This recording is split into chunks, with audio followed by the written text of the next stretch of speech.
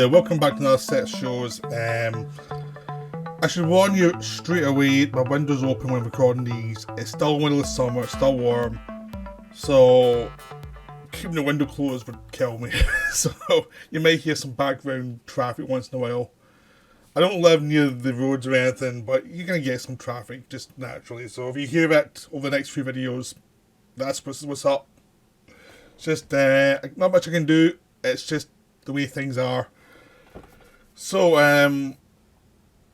the first film we talk about is Goodbye Dragging In. Now, Goodbye Dragging In is a film by Tsai Ming-liang, who's a famous Taiwanese director who's kind of semi-retired now.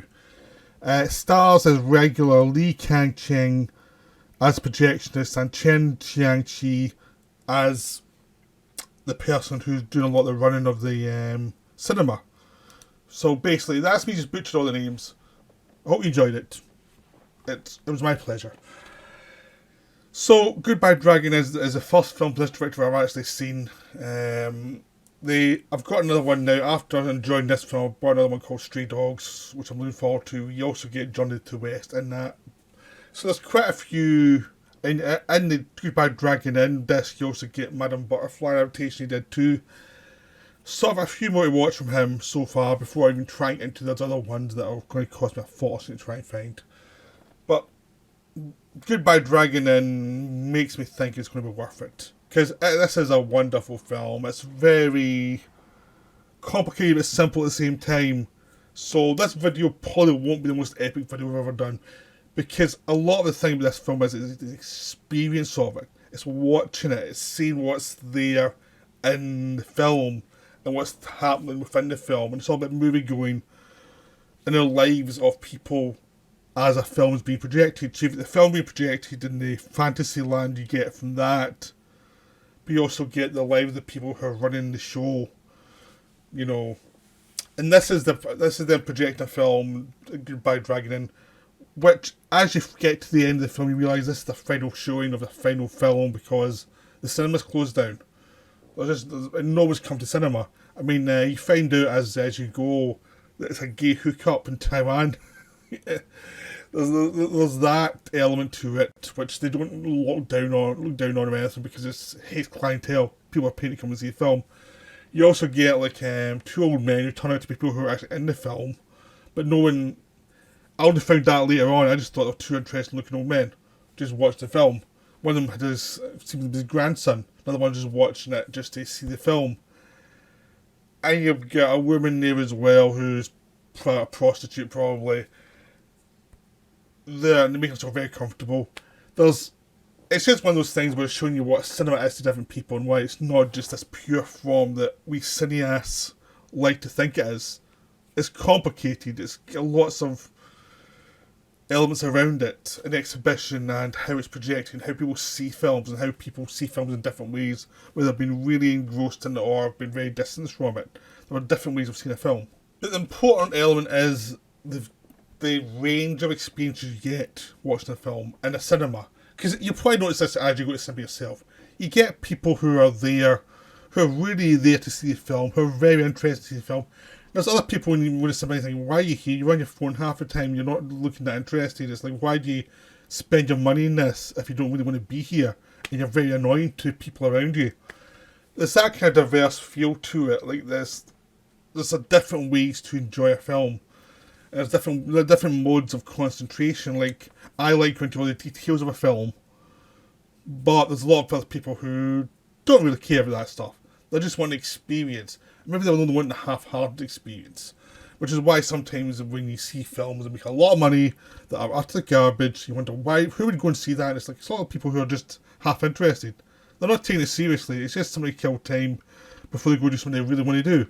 It's not their passion. It's just an obvious fantasy land to them. And it's like, why should I take it seriously? There's other people who are just really into it. To other people, it's just a job.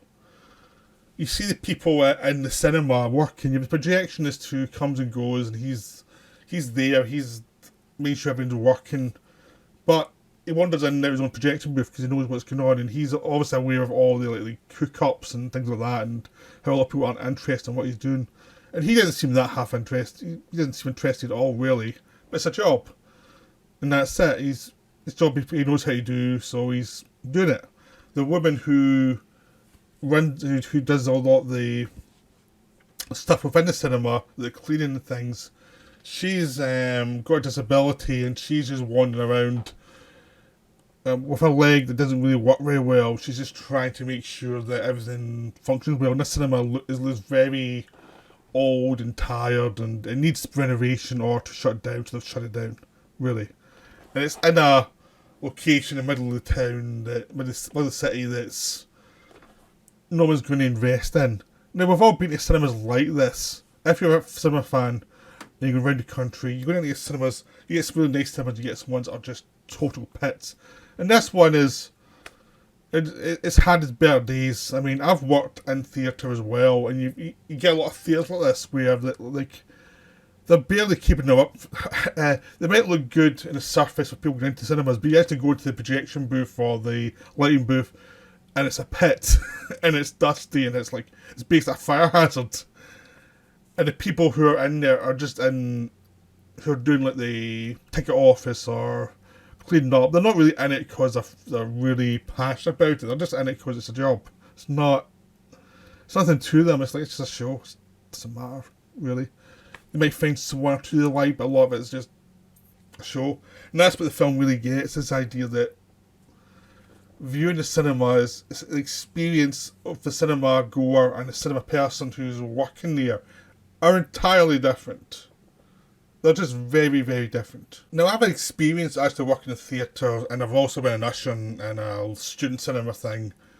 So I can know all this stuff just by wandering around, getting people in their seats, and in theatre I was behind the scenes, so I was one of the people going up back and forward throughout the show, doing bits on the light box, doing bits behind the scenes, and back and forward.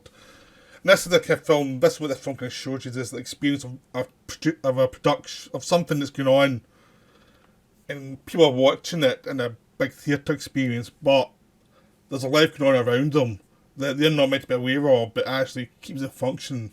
So someone taking food to the projectionist, the woman taking food to the projectionist, it's kind of like what happens in those kind of places where someone does, you want a sweet, I'll bring it up to you and stuff. It's like things like that. We also see in this one the kind of dislocation where the guy doesn't eat it, he's just really smoking cigarettes, he doesn't seem to care, but they've actually brought him food. You've got all these other things, and the sense of the kind of doom of the place because it is closing down, but you don't find out till later. It's just, before that, it's just a normal depressing day of, it's a job that people are not that happy about having. It's okay, it's a job, but it's not something that's a passion, it's just something to do. And the idea they're walking around here like a ghost, they're ghosts, and the people who are hooking up, the gay sex guys are hooking up, they feel very ghostly as well. They feel like they're not there for the reason you're meant to be there, but it's the only place they can really go if that's what they need. But as a ghostly existence, then it's almost like a fictional existence in itself, because they've got a life which is the fake life, which is a part of the real life, and they've got their real life, which is seen in the cinema, and things like that kind of element of ghostliness to their lives that are coming through in this environment. And there is a kind of ghostly feel to working in this kind of environment, because you're working odd hours. It's not traditional hours you work. You're working from when people are actually off work. That's when you start working, really. And it is a kind of twilight existence that this film captures really well. People just wandering around and eating at different times with everyone else, and are kind of ghostly figures to them. They're like people that are there but not quite there. They're there to serve a function. And the film captures that really beautifully, this essence of a cinema, and what it takes to run a cinema, and why cinemas always close down eventually, because they rely on people to come. And if people have lost passion to go in the movie going experience, or it's in a back part of town that people aren't going to cinema at, or it's just run down, people don't want to go there, they'd rather go to the nicer place, then you're in trouble if you're a cinema owner. And it's just that existence of a cinema, a existence of like a functioning theatre, how they actually function beyond the thing they're showing you, which is the pre-produced, pre-planned thing that is your entertainment. So that's what's wonderful about it. It's just the existence of cinema beyond the actual production of a film. It's actually about how it's projected. It's also about what it means to people, different ways it means different things to people,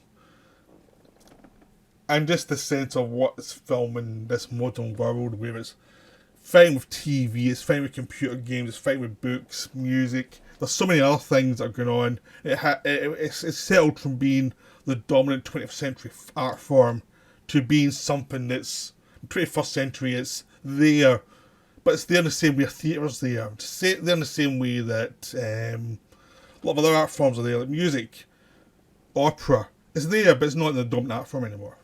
It has lost its place, and it's just floating through in a kind of twilight existence. So that's just beautiful about the film. It is just about that experience, that sense of the industry behind your entertainment. Because it is an industry that no one ever knows about, but it's an industry, if you've ever worked here, it's an industry I liked working in. But it's very much our industry that's,